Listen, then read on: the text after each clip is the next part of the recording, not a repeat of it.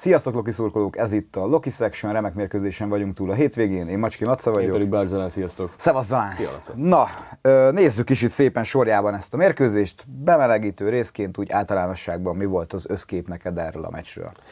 Nem voltam itthon a meccsen, ezért én telefonról néztem. De nézted? Megtettél mindent? Megtettem mindent, tényleg. Az eleje az nagyon nehéz volt.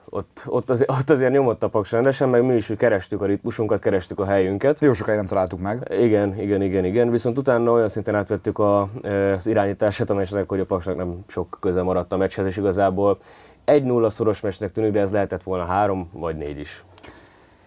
Igen, és nekem az első gondolatom, vagyis ilyen rövid bevezetésem a meccsről, hogy nagyon jó tartásunk van, nem tudunk összeesni, összezárunk, viszont egy kicsit rosszabb flowban ez a második félidei ébredés, amit már itt sokat szorra játszunk el, főleg ugye ebben a szezonban, az lehet, hogy megbosszulja magát, és kicsit jobban oda kell szerintem figyelni így a mérkőzések elején is, mert nem lesz mindig ilyen hálás ellenfél, mint a Paks, hogy az elején azért ott voltak nekik helyzetecskék, és azok kimaradtak, de alapvetően az elején is egyet tudok érteni, hogy olyan komoly helyzet nem volt, és aztán pedig haza lett kísérve Navarro módszerrel ez az eredmény. De részleteibe, hogyha belemegyünk, nekem van egy olyan felütésem, hogy az erős csapat, aki mindig a saját játékát tudja játszani, és mindig a saját játékát tudja ráerőltetni az ellenfélre, az eredmény érdekében, vagy az erős csapat, aki mesterien tud idomulni az ellenfélnek a taktikájához, és aztán úgy elérni a céljait a meccsen. Szerintem ebben nincsen univerzális igazság, hogy csak ez vagy csak az. Ugye, hogy az edzőknél is van olyan, aki jó menedzser, és jól menedzseli a játékosait, és az idejét, és a perceket, és azt, hogy éppen mikor, milyen taktikához, vagy milyen felfogáshoz nyúl, meg van olyan, aki a maximális tervezhetőségben hiszik, és megvan centire pontosan, hogy ki mikor mit csinál. Mind a kettő lehet jó, nyilván mind a kettő attól függ, hogy milyen személyiséggel párosul az az elképzelés. Igen, csak pont ennek a kapcsán, ugye ez szerintem egy régóta, nem puffogtatott futballközhely, de szerintem ez egy ilyen alaptézis, hogy az a jó csapat, aki mindig minden körülmények között a sajátját tudja nyomni, és aztán azzal ugye a maga alá gyűri az ellenfelet. Bennem ez most így kezd egy kicsit átalakulni, mert ugye itt a médiában is folyamatosan kapja a DVSC-t a felülteljesítésről az íveket, meg hogy igazából mi lehetnénk a hálásak, hogy ennyi pontot sikerült már gyűjteni. Nem vagyunk első helyen. Igen, és hogy igazából ez egy lópikulát nem ér ez a teljesítmény, és hogy nem is értjük, hogy hogyan lehet a DVSC tulajdonképpen ezen a helyen. Én meg erre azt mondom, hogy hát persze, hogy nem értitek, mert hogyha nekem most meg kellene azt fogalmaznom, hogy mi a DVSC-nek a játék ebben a szezonban, mi az az attribútuma, ami ez igen, ez a 2024-25-ös Loki, akkor én arra nem azt mondanám, hogy ez a fajta játékrendszer, vagy hanem az, hogy mindig kitalál valamit ez a csapat az aktuális ellenfele ellen. Igazad van, még én ehhez annyit hozzátennék, hogy azért vannak ismertető jegyei a mi csapatunknak, ami úgy mindig visszaköszön, én úgy látom minden meccsen. Nagyon gyors kontrákat vezettünk, nagyon gyorsak vagyunk előre, 2 gyors szélsővel, meg a Szűztoménak a 3 tüdejével, aki nem csak sokat, de gyorsan is tud futni. Tehát... Igen, abszolút. Ráadásul labdával is baromi gyorsan tud közlekedni. Igen. Tehát nem az van, hogy tudod, ő akkor fut ész nélkül, mint egy futóbolond, aztán megkapja a labdát, és akkor meg össze-vissza pattant tőle, hanem nem, nagyon jó ütemváltásai vannak. Most is volt legalább 3-4 olyan szituáció, amikor jó, kritikus helyzetben jól begyorsított, mert azért itt a Paksnak itt volt egy elég feltolt letámadása, tehát hogy azért ők próbálkoztak megfojtani a játékunkat, és ezzel az elején szerintem volt is bajunk. Ott azért a Mehiászt is, meg a Langot is az első negyed órában azért zavarba hozták, főleg itt így a labda kihozataloknál, és többször volt olyan, hogy a Langnak is így bele kellett gyorsítani, bele kellett lépni, mert túl messze volt tőle mondjuk a Szücsi ahhoz, hogy át tudja neki játszani egy könnyű passzal. Azokat is nehezen, de meg tudtuk oldani, és akkor utána pedig magunkra találtunk. Igen, meg ugye még másik ismertetője a csapatunknak, hogy nagyon sok intelligens játékosunk van, aki érti a focit. Ugye alapvetően a Juga, a Szűcs, a Dzsuzsák, a Cibla, és akkor még hozzájuk jön a Dodó, aki szintén egy játékintelligens játékosnak tartok, vagy éppen a Komáromi Gyuszi, de most ugye a Batik került be a Juga helyett, így az egyik intelligens figuránkat kivettük, egy Batik az inkább én úgy gondolom, hogy egy labdaszerző, egy ütköző, egy harcoló ember. De ez azért lehetett, mert a Paks ellen egy direktebb játékra álltunk rá mi is, tehát kevésbé a kombinatív játékunk volt, hanem inkább a egyszerű egyből indításokra mentünk, mert azért az a Paksnak a belső védői nem a leggyorsabbak, maradjunk annyiban. Nem a leggyorsabbak, viszont szerintem baromi kemények, tehát a Bárány Donátnak cipőt kellett cserélni a félidőben, mert a futball csukája így itt középen, itt teljesen ketté szakadt ott az orránál. Ott a Szabó János ügyeletes, legendás paksi belsővédő egyébként, tehát hogy ő ilyen hosszú hajú ifjú titánként szerettette meg magát itt az NB1-et kedvelőkkel, és aztán most ugye azóta már kopasz. Tehát, hogy egy ekkora pályafutása van, és nagyon kemény, betonkemény csávóként, tényleg össze-vissza taposta, folyamat leütközte. Hát Donátnak az első 4-5 labdaérintése az volt, hogy egy labdaérintés, és bam, beleverték a földbe, és akkor mehetett tovább. Mindig ez van. Tehát amikor a Kenya játszik, ugye szegény sajnos sérült, ezt még múlt héten nem tudtam minden is jobbulást neki. A Kenya is mindig letiporja szegény. Ja persze, tehát hogy ott ez a csapat utasítás, és akkor mint a Forma 1-ben, csak itt másképp, hogy az az egyik elsődleges. És akkor a Batikra visszatérve. Ebben a szezonban szerintem sok olyat éltünk, hogy hát mit csinálsz a Navarro, ezt ki akar kapni? Ez meg akar minket szívatni még most a meccs előtt, és akkor nyilván itt ugye szerintem most megszokhattuk azért ezt a Navarrótól, hogy szituációs játékosokat keres a csapatba, mert megnézi, hogy milyen szituációkban lehetünk mi jobbak az ellenfelünknél az adott meccsen. Például a Győr elleni meccsen is ugye egyértelműen jó húzás volt a Szuhodovszkinak a beállítása, és akkor is azt mondtuk, hogy jó, már azért bízunk a mesterbe, de hogy azért nem csatára játszunk, és nagyon jó döntés volt. A Batiknak pedig egy ilyen játék ellen, mint a Paks, ez azt a régi NB1-es, de ez mit tudom én, tényleg az ilyen évtizeddel ezelőtti NB1-es futballt játsza, boxon belülre íveljünk, amúgy meg kőkemények vagyunk, sokat ütközünk. Hát igen, meg azért nekik van jó pár erős, magas csatárjuk, maradjuk annyiba.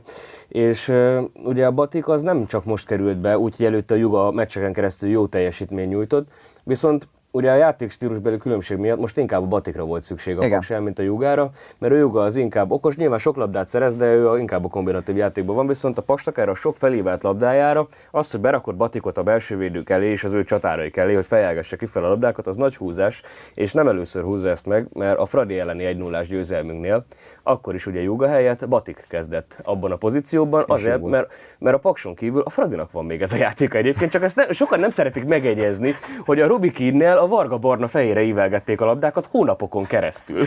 Csak ugye itt ugye arról volt szó, hogy építenek egy másik csapatot, ami a Paksal felveszi a versenyt, úgy gondoltak a Paksal, csak a Paks veheti fel jobban a versenyt, a Paksnál csak a Paks tudja jobban játszani azt, amit a Paks játszik. Mindegy is. Ami még fontos szerintem a Batiknak a szereplésével kapcsolatban, hogy ugye nagyon hasznos ennél a sok beívelésnél. Viszont ugye mivel készülünk arra, hogy azért lesznek pontrugásokból ez a Loki amúgy is nem egy gyenge csapat, Batiknak nagyon nagy szerepe van abban is, hogy a támadó pontrugásoknál megnyeri a fejpárbajokat, vagy legalább leköt két védekező játékost. Vagy faltól egyet, azt akkor felállunk. Igen, úgyhogy hát a Navarro mester, mit ad Isten, jobban ért a futballhoz, mint mi futballszurkolók, valószínűleg ezért ő az edző, valószínűleg ezért volt ő az, aki. Ez a húzás, ez szerintem zseniális volt, nagyon jó összejött, és ilyen azt szerintem, amikor pontosan tudja egy csapat, vagy egy edző, hogy baromi jó, hogy nem 11 vagy 12 játékoson van, hanem tudok kihez nyúlni a padról. És most azért van egy egészséges Batik, aki tavaly nem volt. Nagyon-nagyon jó döntés volt, úgyhogy ez szerintem király. Illetve hát az első clean sheet Erdélyi Benedeknek a neve mellett eddig se. Győrben például egyáltalán nem lehet őt a kapott gólokért semmennyire sem elővenni, ez pedig tovább építi szerintem majd az önbizalmát. Nagyon magabiztos volt, az elején ott volt hagyva, hogy hívják a Balog, amelyik a Újpesten is volt? Balog Balázs, igen. Balog Balázs, úgy ott volt hagyva a 11-es ponton egy fejes szituációnál, hát ott, hogyha a Varga Barnabás van, akkor az nem tudom, hogy milyen, de egyébként jól elfejelte, és a Bennél egy nagy parádét mutatott be. Nagyon kellett ott az, hogy megtámasszon minket ott az elején ezzel a védéssel, mert tényleg az egy kritikus szituáció meleg volt. lehetett volna, hogyha az első-második percben borul a mestervünk. Szerencsére Benni ott volt, és Benni védett, és reméljük nem csak ez fogja építeni az önbizalmát, hanem az is, hogy ugye a december-januári időszakra ugye ti Loki szurkolók megszavaztátok őt a hónap játékosának, majd ezt a kettőt egyben nézzük. A héten át is adjuk neki a díjat. Reméljük még sokszor kell a jövőbe. Így igaz, és ezután is gratulálunk Benninek is. Szóval voltak kritikus szituációk az első 20 percben, védelem nagyon stabil volt, Benni stabil volt, pedig jöttek a beadások, ezerrel a pálya minden szegletéből, és tényleg az elején nagyon megpróbálták megfojtani a játékunkat, de ott abból kijöttünk, és az első félidő az igazából ilyen komolyabb helyzetünk nélkül azért eltelt. Hát végén pedig, mit ad Isten, volt egy szituáció, ami kezezés gyanús volt. Nekünk videón, nézzük meg. Na, nézzük meg a bejátszóba. Azt a 11-es szituációt, hogy az volt-e, avagy sem egyébként. Hát ellenünk történt, tehát hogy nyilván az ellenünk lévő kezezés az nem kezezés. Így van, hanem az sosem a test meghosszabbítása semmilyen módon, hanem más.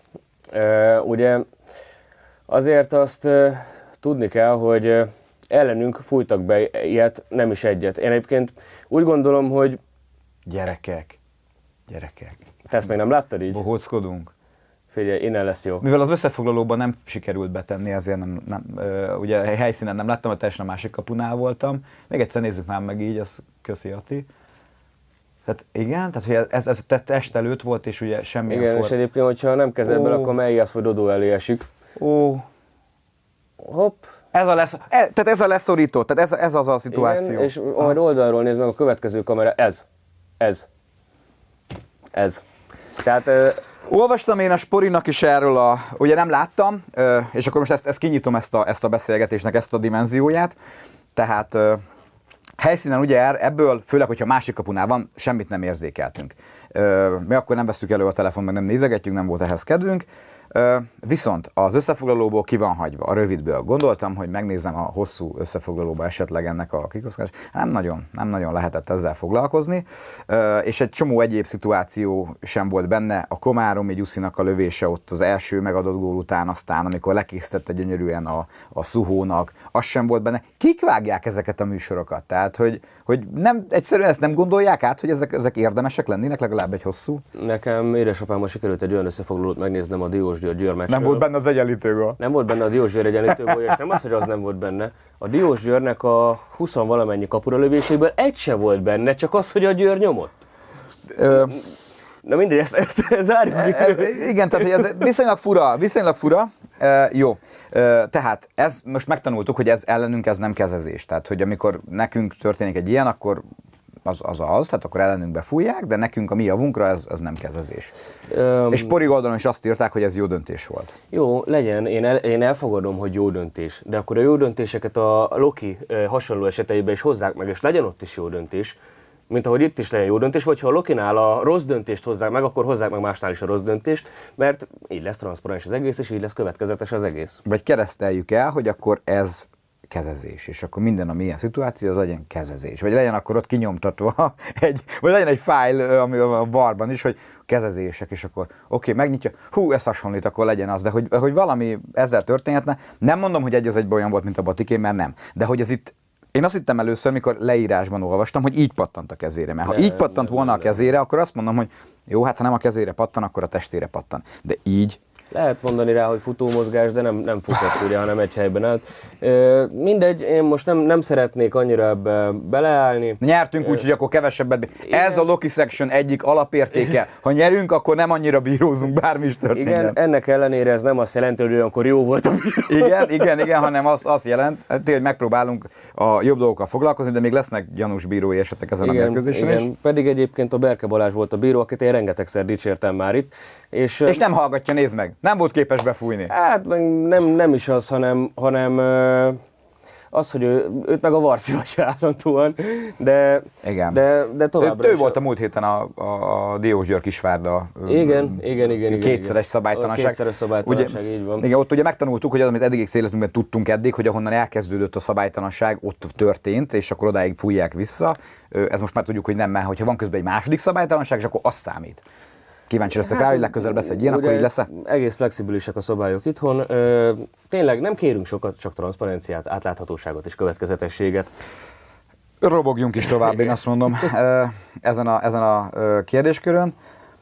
Megszereztük a győztes gólt, vagy ami nem tudtuk még akkor, hogy győztes az, de megszereztük a vezetést, egy klasszikus Bárány Donád góllal szereztük azt meg. Rögzített szituáció volt, amikor is 4 percig vizsgálta utána a VAR, 4 vagy 5 percig ezt a helyzetet. Először nem akartam elhinni, hogy ezt miért vizsgálja. Először azt sem akartam elhinni, hogy a Lang nem tudta azt berúgni. Nem is nagyon volt benne mit vizsgálni egyébként, tehát ez is egészen humoros helyzet volt. Az volt talán, hogy a Meijász vétlenlesen volt, de nincs már ilyen, hogy vétlenles, de mindegy, de hogy nem tudott játékba avatkozni, és emiatt és ugye... nem zavarta se a védőt, se a kapust. Így igaz, ezért ugye ő az nem volt les, aztán ugye Donátnak innen a válláról pattant oda, még talán azt vizsgálgatták. Azt 3,5 percig tekerte oda, és vissza a VAR, hogy azt most megadja, vagy nem adja, megadja, nem adja. Tehát egyébként ezt nagyjából úgy a első megtekintésre meg lehetett mondani, hogy kéz nem lehetett, mert ugye van egy ilyen segítő dolog, hogy a meznek az ujja meddig ér, és nagyjából addig vál, kivéve, hogyha ugye kihozod vízszintesbe a kezed, hát de a Dodónak a teste mellett volt. Erre is csak azt tudom mondani, hogy az akarhatja ennyiszer megnézni, aki nem akarja megadni.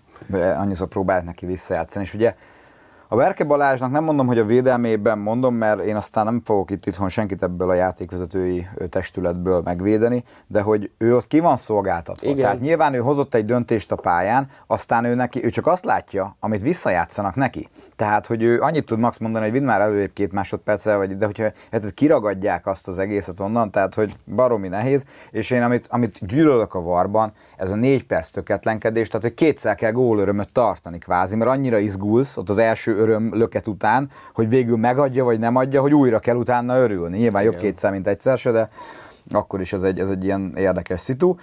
Mindegy, hál' Istennek megadták, klasszikus Donát gól, nagyon kevesen vannak az NBA-ben szerintem, akik ilyen harcosan tudnak ezekhez a szitukhoz így hozzáállni. Lepattant, látta, oda felállt, oda robbant, megszerezte, kikaparták, és aztán végül ugye bement.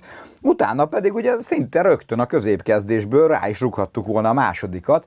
Szerintem tanári módon megcsinálta a Komáromi, gyönyörű biciklicsel, a jobbik lábán volt, ami ugye a bal lába, szépen eltekerte, és szerintem egy méter volt a kapufához képest.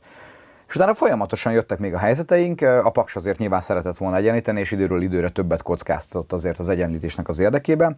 Nem tudtuk lezárni a meccset, és ez majdnem probléma lett, de végül nem volt igazán nagy helyzet, úgyhogy nem lett, de ja, tehát ez veszélyes szitu. Hát amit ugye az elején beszéltünk, lehetett volna ez 3-4 is, és akkor nem kell izgulni a 94. percben, hogy akkor most egy felívelés után történik-e valami, vagy kiállítják-e egy játékosunkat, vagy mi lesz, hogy kell-e még izgulni ezen a meccsen. Voltak akkora helyzeteink, és voltak olyan minőségű helyzeteink, hogy hát azokat bizony be kell verni. A saját nyugalmuk és az én idegrendszerem, meg a mi idegrendszerünk érdekében. Ugye itt rögtön szinte utána volt egy remek szitu, az is pont abból indult, de most így nincs az egész előttem, hogy Szücsi meghúzta valahogy, bevárta a többieket, és aztán laposan adott középre, Gyuszika berobbant, és tanári módon így, nem sarokkal, de hogy így gyönyörűen egyik lábam mögött a másikkal lesimította, Szuhónak a bal lábára, aki átvette a jobbra, és akkor ott lefőttem, és bele tudott még kapani. Óriási mentés volt szerintem, tehát az a forduló egyik legnagyobb tisztázása volt. Ugye, jót akart a Soma, tehát a nagy helyzetnél még nagyobbat akart, meg ugye nyilván, hogyha már jönnek a helyzetek, meg az ellenfél kinyílik, akkor hajlamos azért könnyelmű lenni az is, aki kontrázik. Hogyha látod, hogy folyamatosan van ilyen lehetőség. Vagy lesznek még lehetőségek, de ezeket rövidre kell zárni, és be kell rúgni nagyon gyorsan a másodikat, mert lehet szerencséje az ellenfélnek akkor is, hogyha nincsen köze a meccshez. Meg ugye mi a DVSC vagyunk, bármikor lehet ellenünk egy 11-es, bármikor, szóval igen, ez is. Több helyen olvastam, hogy Bermejo jól szállt be a mérkőzésbe. Én is így gondolom. Szintén nem értünk ebbe egyet. A Bermejo helyett bárki jobban tudott, vagy de nem tudom, tehát hogy megint az van, hogy a Bermejo beszállt, volt egy jó szitu, amikor ő előtte kb. 18-20 méterről, úgyhogy 2-1-be mentünk a védőre, és egy passz kellett volna neki keresztbe, azt hiszem Gyuszinak pont, Komárominak, és ahelyett inkább elrúgta. Lehet a mezőnyben nem volt olyan haszontalan, mint amilyennek én gondolom általában, de szerintem baromi kevés, aki a csapatba akar kerülni. Szerintem neked már nagyon olyan előítéleteid vannak, hogy amikor tényleg jó, akkor se szereted. Nem tudom. A szitu, amiről beszélsz, ott a passzsávot fogta a védő, nem tudta volna se. Akkor verje meg 1-1-ben, ne rúgja el 20 méterről külivel. Meg volt a lövő szituáció, szóval jól tette, hogy előtte. Tehát, hogyha megvan a területed lőni, közel vagy a kapuhoz, és megvan az önbizalmat hozzá, hogy lője, akkor lőd el. Tehát, hogyha nem sikerül, akkor nem sikerül. Legalább ott egy pár emberről egy jó videó készül. Ja, legalább legalább ehhez hozzájárult, igen. És egyébként meg a Berme az most ott a jobb szélen úgy szivatta a paksi védőket, hogy azok forogtak körbe-körbe, keresték. Merre lehet most ez a spanyol bika? Figyelj, jó. Legyen az, hogy jó, mindegy, ott szerintem, hogyha jobb döntést tud hozni, vagy jobb megoldást tud választani, akkor akár ott le is tudtuk volna zárni. Ezeket a szitukat be kell verni a jövőben, mert az látszik, hogy ez komoly gondunk, hogy nem nagyon tudjuk rárugni, és ez a hazakísérés az, ami van. És a végén azért még kellett izgulni, mert azért ott fújt már le, meg 5 perc hosszabbítás, meg még egy beívelés, meg még egy ízés, és azért a Paks ellen. Ráadásul az Ádám Martinnak volt a legnagyobb helyzete az, amikor valaki oldalról megtalálta, és fejbe rúgta, de egy nem is tudom, egy harci tulok nem tudta volna kevésbé természetesen beletartani a fejét, meg van az a szitu, hogy így méterekkel, tudom, honnan jöttem, mint a palánkról verte volna vissza. Nagyon fura volt, nyilván nem az élete formájában játszik, hál' Istennek az Ádám Martin. Jó, mérkőzés én ugye ennyiben hagynám, utána cserékkel már ugye... Nekem azért még itt lenne. Igen, nekem még itt a gyanús esetekről van ide felírva. Akkor vágjunk is bele. Na hát szerintem kezdjük a Szücsinek az esetével, ugye... Ami minden héten megtörténhet bárhol, és bármi lehet az eredménye. Igen, de ez szerintem nem volt tizi. Még hogyha nagyon könnyű a bírósípja, akkor se tizi, mert nem volt olyan mértékű kontakt, hogy ezt be lehessen fújni. Valóban odalépett a Vécsei, lehet, hogy egy kicsit megcsapta a szellője Vécseinek a Szücsi lábát, de az nem volt tizi még akkor, hogyha meg volt a kontakt, mert nem bizonyítható, hogy ott történt szabálytalanság. Igen, csak ugye nekünk a másik esetben meg mindegy. Jó, oké, tehát ez szerintem is könnyű síppal lehetett volna azt maximum szerintem könnyű síppal sem. Visszanéztem sokszögből az esetet, és nagyon kerestem, hogy lehessen mondani, hogy aha, már megint van, de hogy ez így de nem találtam meg azt, amiből rá tudom mondani. Viszont van itt másik eset. Lenne itt egy valami. És nem a tizi, amit az előbb már kielemeztünk, hanem ugye az a sárgalapok meg leseknek az esete. Ugye itt nem véletlenül kezdünk ezzel, hogy itt Lenzsér található lesen, Lenzsér oda megy, befújják a lest, elrúgja, nincsen sárgalap. Megyünk tovább, itt bemutatják, hogy Lenzsér valóban lesen volt, még hozzá nem is kicsin, ott látszik a túloldalt a vonalnál. Oké, megyünk tovább. Szuhodovszki elviszi a labdát, a partjelző belenged, hogy les volt, utána belövi, és sárgalapot fog kapni. Csak hogy itt egyrészt a következetlenség a baj, hogy Lenzsér nem kapott, Szuhó megkapott, és most nézzük a videót, és nagyon jól nézzük meg a videót, az a labda bizony nincs kint. És nem is véletlenül nem integetett a partjelző. Nem is véletlenül integetett, tehát integetett a partjelző. Integetett most ezután? Integetett ezután, nézzük majd mindjárt, hogyha odaér a videó, közben beszél róla, hogy integetett a partjelző, hogy kint van. Tehát, igen, de hogy először úgy tűnt nekem ott helyszínen, hogy felül fogja bírálni, és... Nem, egyből fújta a bíró, és majd nézd meg, hogy a szájához veszi egyből majd a sípot. De hát ez ott volt... Figyelj, itt jön be, és már belengedte, és megállt mindenki, látod? Pedig ugye szabálykönyv ismeretileg, ugye az a helyzet most ebben az esetben, hogy... Ezt végig kellett volna engedni, ezt majd arra visszanézzük, hogy kim volt-e. Igen, és Szuhó azért mutogatott olyan vadul arra, hogy ő belőtte, mert a futball történelemben volt már ilyen, hogy végigment egy szitu gól, valaki berúgta, és akkor azt mondták, hogy sípsz. Igen, csak Berke belefújt. Csak Berke belefújt.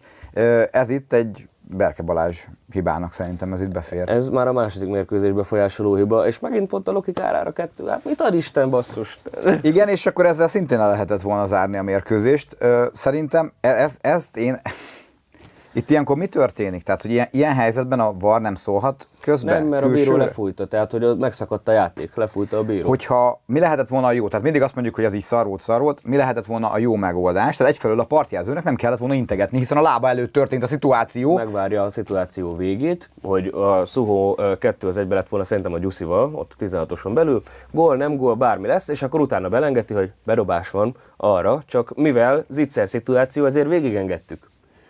Tehát, hogyha itt egy képzettebb, szabálykönyvet jobban ismerő, vagy korrektebbül eljáró partjelző van, akkor nincs megzavarva ezzel a Berke se, mert Berkétől nyilván nem azt vártuk el, hogy onnan lássa, hogy az kint volt vagy nem, hanem hogy igen, valami legyen, de hogy neki innentől kezdve lett volna még az opciója, hogy nem fúj bele? Lett volna, a bírónak mindig van olyan opciója, hogy nem hallgat az asszisztensre. Ugye ezt a Pól Sándor csinálta a 90-es években valamikor, és óriási felhördülés volt, hogy micsoda, hogy a partjelző nem lengetett, ő meg befújta a lest, azt mondom, hogy akkor igaza volt pont. akkor történt ilyen először, és most is a bíró bármikor felülbírálhatja bármelyik másik bírót, a Varszobát és akárkit, viszont a partjelzőnek meg nem kell ilyen vehemensen belengetnie azt, hogy kim volt, amikor nem volt kint a labda az Itzer szituációba. És ott volt a lába előtt, tehát nem is az van, hogy nem láthatta, És ráadásul ugye összeköttetésben vannak egymással sporik, ott van mindenkin a headset, tud szólni neki, hogy ez lehet, hogy kint volt, majd megnézzük. Ja, az vagy valami. Mindegy, hiba volt. Hiba, és hál' Istennek nem lett belőle gond, de... Hát nyilván ezt nem fogják mérkőzés befolyásoló hibának venni, mert nem tudjuk, hogy mi lett volna az Itzer vége, de egyébként ez is az. Igen, és tény, hogy ott, meg ugye nyilván nem álltak volna meg a paksi játékosok sem, meg stb., de hogy ezzel szerintem lehetett volna mit kezdeni. És nagyon könnyű monológokkal megyünk el, amellett, hogy Szurovszki sárgát kapott arra, amire 10 perccel azelőtt Lenzsér nem. Tehát ez meg megint egy következetlenség. Pedig, hogyha nézzük a szituációt, les volt, elrúgta. Les volt, elrúgta, berobás, elrúgta. Igen. Jó. Még valami gyanús esetekről? Nincsen, nekem ennyi lett volna. Bőven elég, ez is egy DVSC mérkőzésre, hál' Istennek nyertünk. Most csak 2 mérkőzés befolyásolóiba történt a kárunkra. Mielőtt még végig szaladnánk itt a hétvége eredményein, én azt mondom, hogy beszéljünk kicsit a Matchday Fesztiválról, ami nagyon jól sikerült. Tehát, hogy azt kell mondanom, hogy nyilván ugye nem egy disznóvágásnak, meg egy disznótornyosnak a látogatottságát hozta, de rossz idő volt, változó idő volt, nem lehetett eldönteni, hogy most hideg lesz, fújni fog, stb. Egész sok lokista kilátogatott a víztoronyba, a Loki kvízt a legtöbben élvezték, az átadott nyereményeket a legtöbben nagy kedvel elfogyasztották, úgyhogy én azt mondom, hogy lesz még ilyen, és ugye már azt belengedtem én ott a résztvevőknek, hogy fogunk készülni egy FIFA bajnoksággal majd az MTK ellen. Így van, tehát itt február hónap végén egy nagyon király kis FIFA bajnokságot fogunk indítani. Megnézzük, hogy tudunk-e belerakni magyar csapatokat, avagy sem. Reméljük, hogy igen. Megnéznék egy PSG Loki rangadót, mert valaki szerintem felveheti azt a mellényt is, hogy a Lokival kiáll. Igen, és ugye volt még ez a 14 éven aluli gyerekeknek, ha vettek fel karszalagot a víztorony pultból, akkor sorsoltunk 2 mezt, nagyon jó helyre került. 2 olyan kisrác kapta, akik végtelenül örültek nekik, és ilyenkor jó szerintem azt látni, hogy milyen sokat jelent nekik egy-egy ilyen gesztus, úgyhogy ezeket is fogjuk csinálni a jövőben, és ja. És hát gyertek a fanzónba, mert király meccs előtt együtt lenni. Igen, és folyamatosan fogunk fejlődni, előbb-utóbb a jó idő is megjön, visszapakoljuk az aktivitásokat, kint is lesz majd zene, buli, tánc, ki mire gondol, és szerintem tudunk ezen tovább építkezni még azért jócskán. Ha pedig jó idő éppen nincs, jó hangulat, az biztos, hogy van, tehát gyertek. Ja. Igen, és nézzük már, mi történt körülöttünk itt a drága jó NB1-ben. Azt mondja, hogy a jó öreg NB1-ben az eredmények azt diktálták itt nekünk a hétvégén. Egy Nyíregyháza MTK 4-2, ez szerintem előzetesen meglepő volt. Aki látta a meccset, azt mondta, hogy egész meggyőző volt ez a Nyíregyháza. Van ott valami afroamerikai csatársrác. Vagy afronigériai? Vagy afronigériai, nem tudom, de annyira polkorrekt akartam lenni, hogy nem tudtam, hogy mondjam, hogy ki ő, hogy ő fekete, igen. Tehát ott volt ez a fekete srác, aki rugott 2 gólt, és mellett számtalan érdekes szituációban hozott nagyon rossz döntést azon a mérkőzésen. Olyannyira, hogy a TikTokon valaki készített is róla egy válogatást, hogy mennyire rossz játékos, de aztán 2 gólt csak rugott, úgyhogy ennyi. Az Ete, aki idegenben legyőzte a Felcsútot, holott előtte otthon kapott ki a Nyíregyházától. Viszonylag kevesen látták szerintem jönni ezt a meccset. Te ebből láttál bármit is? A végét néztem, mert reméltem, hogy az Ete tényleg be fogja húzni, hogy a Puskás az egy kicsit távolabb legyen tőlünk.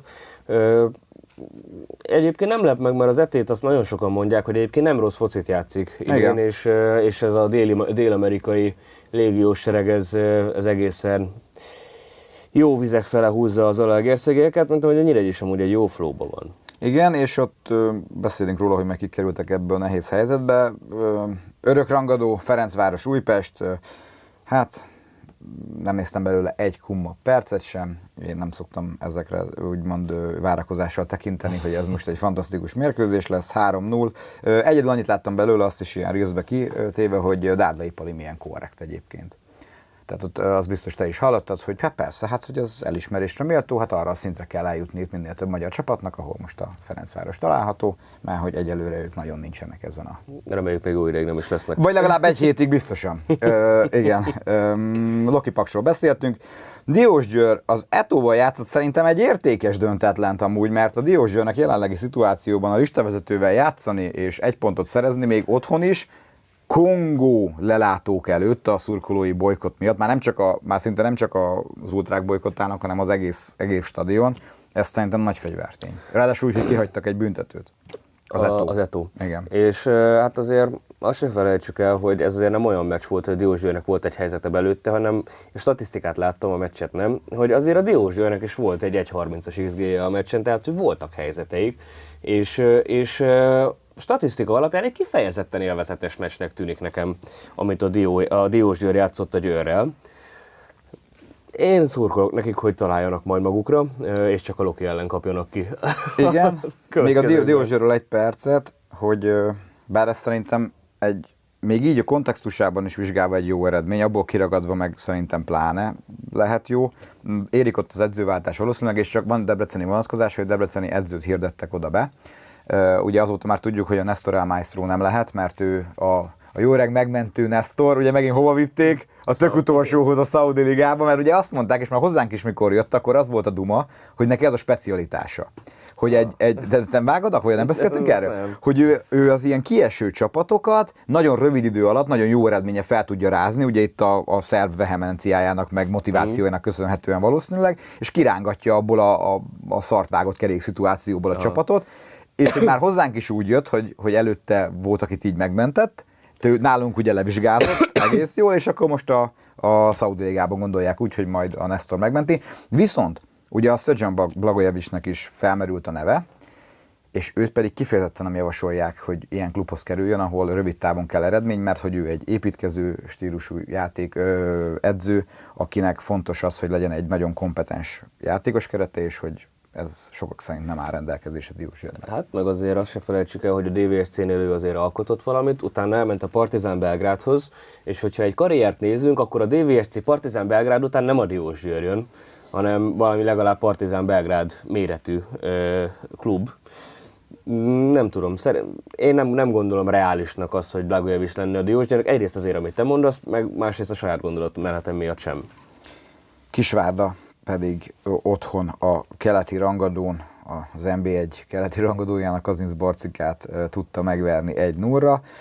Ezáltal a Kazinc Barcika egyelőre ugye nem tudott tovább tapadni itt az előtte lévőkre, viszont a Diósgyőr ugye kieső helyre szorult, és az látszik, hogy az Újpest az nem nagyon távolodik ettől a kieső zónától, hanem itt ragad bele, és emiatt is így kanyarodnék rá most az Újpest elleni mérkőzésünkre. Újpestre menni mindig nagyon rossz. Tehát, hogy ott, ha rossz az Újpest, akkor is kínlódunk. Amikor annyira rossz volt az Újpest, hogy már attól rosszabb nem lehetett, akkor is éppen meg tudtuk őket verni szerintem 2-1-re, mielőtt pont megvette volna a MOL, ez egy hétközi forduló volt. Nem tudom, te mit gondolsz erről a jó öreg újpesti mérkőzésről? Újpestre mindig nehéz menni.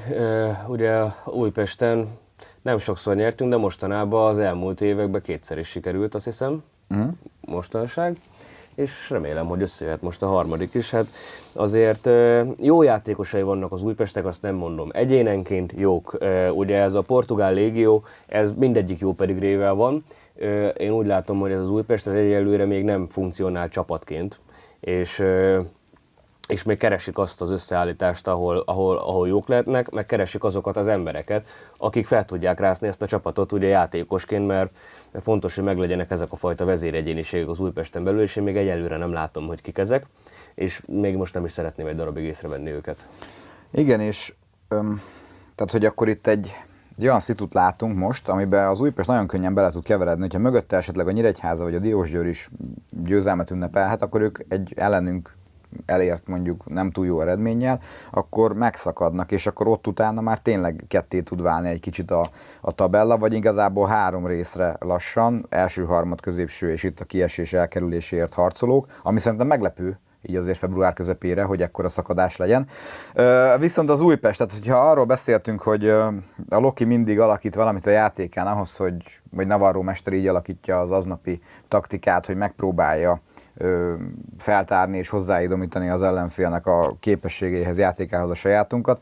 Én az Újpestről megmondom, semmit nem tudok. Tehát láttam tőlük jó megoldás, ezt, de rendszer szintű dolgot azt én nem nagyon láttam benne, vagy véletlenül felfedezem. Lehet az is, hogy én nem értek elég a futballhoz, ami így is van, de én itt a nagy szélesi iskolából se sokat vélek felfedezni. Hogyha Szélesinek van is rendszere, amit akarna alkalmazni Újpesten, azt ennyi idő alatt nem tudja az alapjait se lerakni, és szerintem most nem, Újpesten nem is az a cél, hogy egy rendszert megalapozzanak, hanem hogy elkerüljék a kiesést. Hanem, hogy elkerüljék a kiesést, és hogy megtalálják azokat az egyéniségeket, ami szerintem meg lesz, tehát hogy azzal nem lesz gondjuk, hogy a kiesést elkerüljék, de meg kell találniuk azokat az egyéniségeket, akikre jövőre lehet építeni, és ki az, akit el kell zavarni. Mert az eddigi építkezés Újpesten, ez a mindenkit idehozunk, akit úgy látunk, hogy tud focizni és hajlandó lenne Újpestre igazolni, ez látszik, hogy nem vált be. Annyira nem sikerült. Ráadásul a fél Újpest lassan Diósgyőrbe kerül, vagy egykori újpesti vonatkozású játékosok már nem csak a vezetőségben és a sportigazgatóságban vannak, hanem konkrétan a pályán is ott rohangálnak. Nem tudom, nehéz meccs lesz, én remélem a Navarro mester most kitalál valamit, tehát nagyon remélem, hogy a Guerrero amúgy vissza tud térni, mert én a Vajda Botit nem szívesen nézem be a hátvédbe, és ez az egész szinket elviszi, ez az egész szezont, hogy azon sopánkodunk, hogy a Vajdának miért kell bal hátvédet játszani, nem áll neki jól, és sokkal jobb lenne neki máshol. Hát, amúgy az Újpest ellen pont jó lehet a Vajda Boti. Attól függ, hogyha a Horváth Krisztófert megint megkapja ott a jobb szélen, hogy ott fog kevergedni Horváth Krisztófer, az nem fog visszamenni védekezni, és akkor folyamatosan 2-1-be mehetnénk a Vajda Boti fellépésével. Igen, csak akkor én meg a te egyébként nagyon jó észrevételeddel kontráznék erre a megállapításra. Tehát, hogyha valaki azt kifigyeli, hogy a Vajda Botinak, hogyha jobb lába felé cselezünk, akkor szinte 10-ből 8-szor el tudjuk vinni a labdát. A Horváth Krisztófer, bár nem tudom, hogy milyen állapotban van most, azért neki is ide-oda csapkodnak a teljesítményei, azért jó futballista, és azért meg tudja, én oda valami keményet tennék. A Guerrero kemény. Igen. A Guerrero az úgy megy bele minden párharcba, hogy ott vagy labda, vagy ember, vagy nem játszik utána 2 hétig. Tehát valami fog történni, igazad van.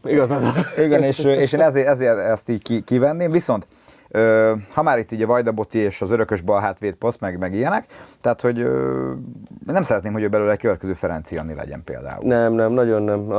A Botinak a legerősebb pozíciója az a jobb szélső támadó, ahol tudja befele húzni, és jó lugó technikája van. Ugye akkor a szezon felfedezetje is lett, valami 6-7 gólt lőtt abban a szezonban, többek között a Fradinak egy olyat, hogy 2 embert leszivat, majd a hosszúra új Eldibusznak, hogy az csak nézi, hogy de kár. És ez egy olyan meccsen volt, amikor kiszívtunk. Igen. Szerintem nem is kicsivel azon a meccsen. 3-1 lett. Vagy valami olyasmi.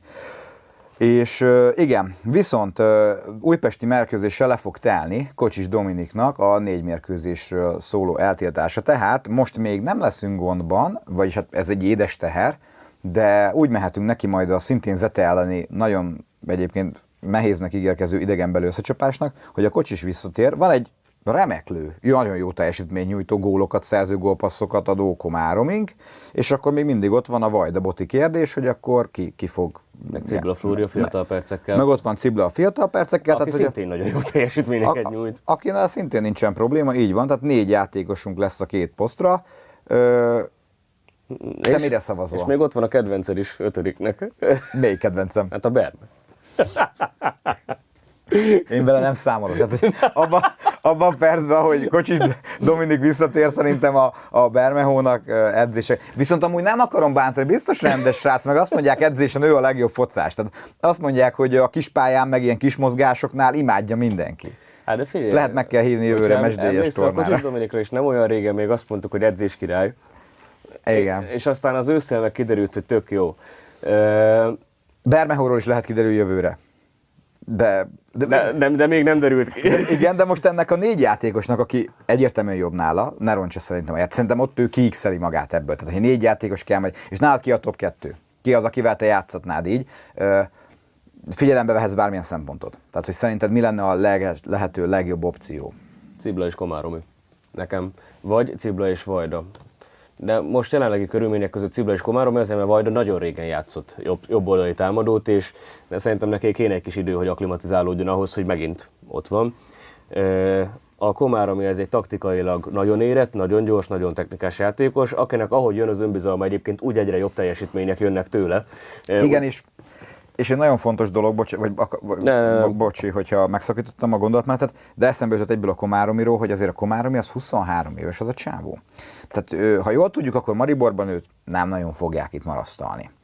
A DVSC-nek, mint ugye megtudtuk, azért rendben van a tulajdonosi háttere az elmúlt időszakban. Én a Komáromit megvenném. Tehát én kifizetném neki a kivásárlási árát, és akkor azt kell neki. Nem lebegtetném, mint hogy itt voltak lebegtetések az elmúlt években, hogy ő marad, ő megy, ő marad, ő most nem tudjuk, most visszatér, nem tér. Egy az egybe. Le kell tenni, még azelőtt a lóvét érte, hogy véget ér a szezon. Látszik, hogy jóba vannak vele. Látszik, hogy megtalálta itt a számításait, és őt még amúgy 2-3 jó szezon után még nyugatra nagyon simán el lehet adni. Úgyhogy befektetési szempontból, meg minden egyéb körülményt, ha nézek, amúgy a pályán nyújtottat is, én azt mondom, hogy Komáromit azt itt kell tartani, és az én esetemben én azt mondanám, hogy játszon a Komáromi meg a Vajda, és azért, mert a Vajdáért még jár pont, és a Ciblát pedig ilyen tehát hogy őt is a pontok miatt cserélném hamarabb, mint a Kocsist, de nekem a Kocsis Dominikra nem tudom, milyen hatással volt ez a 4 kihagyott mérkőzés, nem tudom, mennyire esik ki a játékból, azért neki meg kellett szokni azért itt a ritmust. Ugye meddig volt az, hogy volt egész jó teljesítményére, nem jött se a gólpassz, nem jött neki se a gól, hanem csak mindig még egy jó gombot kéne nyomni, és akkor már ott rendben lenne. Nem tudom mennyi, én azt mondom, hogy most a Komáromit ebből a csapatból bűn kivenni, és én a Vajdát pedig nem tékozolnám. Mert Ciblának egyébként lehet az igazi helye majd középen lesz, nem? Ciblának a csatár mögött egy ilyen támadó középpás az igazi posztja. A jövőben majd megnézhetjük szerintem, hogy milyen. Igen, de most még egyelőre a szélen van meg a helye. És nagyon jó, hogy ilyen dolgokról kell vitatkozni. Nagyon jó, hogy olyan dolgokról kell vitatkozni, vagy beszélgetni az elmúlt szezon után, ahol konkrétan arról beszéltünk, hogy nincs 12.-13. játékos ennek a csapatnak, és hogyha valaki kiválik, akkor egyértelműen nem tudunk becserélni senkit, és gondban vagyunk. Na most ez király. Igen. És ez most jó. És egyébként mindezt úgy, hogy ezek nem azok a játékosok, akiket mondunk, hogy mennyire jók, akik újak, hanem akik már tavaly itt voltak, csak igen. Megtaláltuk őket. Megtaláltuk a számításokat.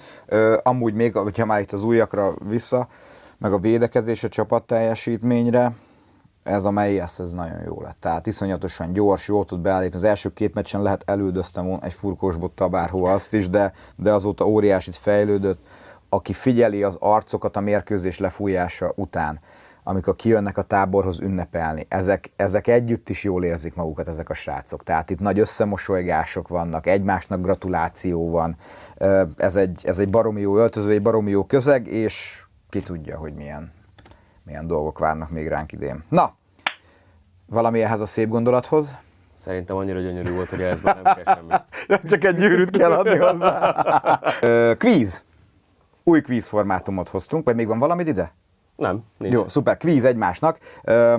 Ugye debütáltunk egyfajta kvízzel most, és akkor ugye az a felszín, hogy forgatjuk ezeket a kvízeket. A következő kvízünk az, hogy a kezdő csapatokat fogjuk felolvasni, és ki kell találni a másikunknak, hogy melyik szezonból való ez a kezdő csapat, és hogyha kér segítséget, akkor abból az évből felsoroljuk először az NB1-nek a résztvevőit, hogyha még kér segítséget, megmondjuk az edzőt, és hogyha még kér egy harmadik segítséget, akkor pedig megmutatunk egy meszt abból a szezonból. Hogy legyen a kezdés? Kezdte. Na már mondom is, drága barátom, azt mondja, hogy Vukasin Polexic, Lázár Pál, Igor Morozov, Dusan Brukovics, Ferenci János, Ludánszki Bence, Zsidai László, Vadnai Dániel, Bódi Ádám, Limam Szeidi és Tisza Tibor. Legyen úgy, hogy ilyenkor tippelhetünk egyet. Jó. Hogy melyik az. Szerintem ez a 10-11-es szezon. Nem. Nem? Hát 10-11-es az... Ja, nem, Szeidi akkor még nem volt itt, de hülye vagyok. Oké, ezt akkor még mondhatsz helyette egyet. Várjál, Limam Szeidi, te a 13-14-es szezont hoztad. Nem rossz. Mondjak NB1-es csapatokat segítségül. Várjál, mert azt, hogy kell itt a... Jó, várjál, mindjárt kikeresem, de nem menj sehova, itt csak ezt a formátumot még meg kell itt szokni. Azt mondja, hogy mondom is neked, ha behozza. Fentről lentre haladok. Videóton Ferencváros, MTK, Debrecen, Paks, Újpest, Diósgyőr, Győr, Kecskemét, Puskás, Pécs, Nyíregyháza, Honvéd, Szombathely, Dunaújváros, Pase és Lombard Pápa Termál. Akkor a 14-15-ös szezon. Gratulálok, fiatalember, a 14-15-ös szezon volt az. Ja, ez már pont egy olyan átmenet volt, hogy még a bajnok csapat már most ugye kezdett kimenni, és aztán jött egy néhány egészen kellemetlen évünk, úgyhogy én ez alapján 14 volt az utolsó bajnok csapatunk, és abban benne volt Szeidi, és viszont még a következő évben is itt volt Szeidi. Limam Szeidi. Ja, na figyelek. Verpec István, Nagy Zoltán, Daján Simac, Mészáros Norbert, Korhut Mihály, Varga József, Cvitkovics Péter, Szakály Péter, Dombi Tibor, Bódi Ádám és Adamo Kulibali.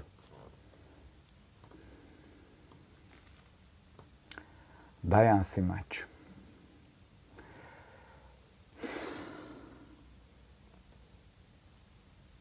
...2011-12? Nem. Mondom, akkor most csapatokat kell ugye mondani. Igen. Győri Eto, Videóton, Budapest Honvéd, MTK, Ferencváros, DVSC, KTE, Szombathely, Újpest, DVTK, Kaposvár, PMFC, MVM Paks, Lombard Pápa, FGS Siófok, Egri FC. Eger! Mikor volt az Eger? NB1-be. Tehát ez a csapat, még megmondom a gondolatiságomat, ez a csapat mindenféleképpen már a két csoportkör utáni csapat. A két csoportkör utáni csapat. Hát nem segítek. Én úgy gondolom, hogy ez a csapat már mindenképpen a két csoportkör, tehát a 9-es, 10-es és a 10-es, 11-es csapat utáni csapat kellene, hogy legyen. Ez a csapat még a 16 csapatos NB1-ben játszott, mint most megtudhattuk, és Kondás Elemér volt az edző, tehát azt tudom. Igen. Tehát ugye Egerbe nagy volt vagy nehéz volt a levegő, meg magas volt a fű. Ezt ugye tudjuk, Eli bácsi, bocsánat, csak hát most ezt így jegyeztük meg. És ugye én azt mondtam neked, hogy a 14-15-ös. Tehát a 14-15-ös volt az enyém, és előtte volt a 13-14-es a bajnok csapat. És mit mondtam az előbb? 11-12. Akkor a 12-13-as csapat. Így van. Gyerekek, hát ez komoly kis tudományos levezetés volt. Jó kis quiz volt ez is, én azt mondom. Hogy akkor az A-választ jelöljük? Jó volt, tényleg jó volt. És egyébként a csapat, amit hoztam, reméltem meg tudok vele zavarni, hogy Dombi Tibi kezdő volt ezen a meccsen. Ez volt az utolsó kezdő meccs, úgyhogy évek óta nem volt akkor már kezdő az NBA-ben. És a Győr ellen kezdett, És a Győr ellen kezdett, és Elibá berakta, hogy hát a felrázza a csapatot, az, hogy Tibi bekerül. Igen, emlékszem rá. Ez tök jó volt ez a kvíz. Meg jó kis műsor volt ez. Mondunk még el valamit Zolán ebbe, vagy majd a jövő héten? Töltsük meg a Szusza vendégszektorát, mert hölgyeim és uraim, a top 3-ban van a Loki, megelőztük a Paksot egészen sokkal, egészen messze van tőlünk a Puskás Akadémia is. Lehet gondolkozni a jövőn, és mindig a következő ellenfél megverésén, és ezért viszont nem elég, hogyha a csapat megtesz mindent, hanem nekünk szurkolóknak is meg kell tenni mindent, és meg kell tölteni az aktuális ellenfél vendégszektorát is. Így igaz, és ráadásul már ez most nem 3902 volt most itthon se, hanem egy sokkal jobb nézőszám, tudjuk ezt még szerintem fentebb strófolni, és aztán hajrá Újpesten is, hajrá Loki, szevasztok! Hajrá Loki, sziasztok!